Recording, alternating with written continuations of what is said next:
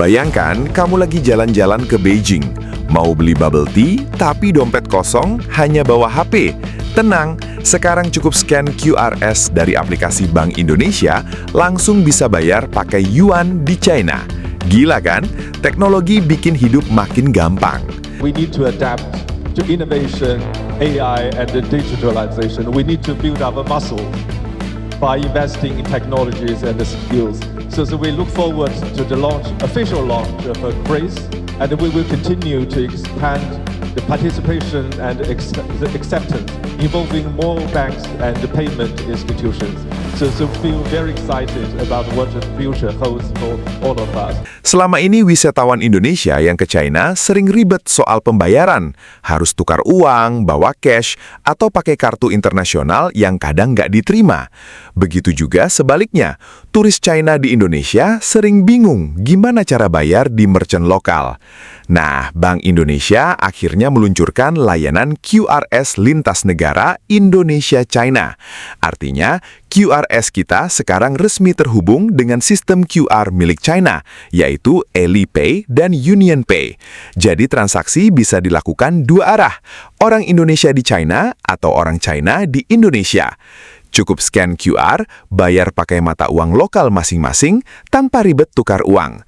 Peri Warjio, Gubernur BI, bahkan bilang, "Do not use your cash, just use your cell phone and then you can buy anything."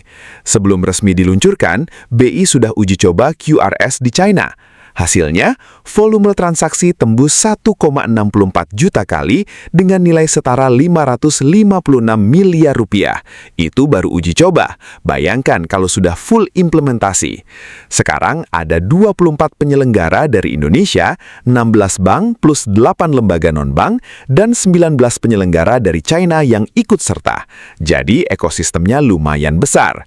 QRS lintas negara ini bukan pertama kali. Sebelumnya sudah terkoneksi dengan Thailand, Malaysia, Singapura, Jepang, dan Korea Selatan. China jadi negara ke-6.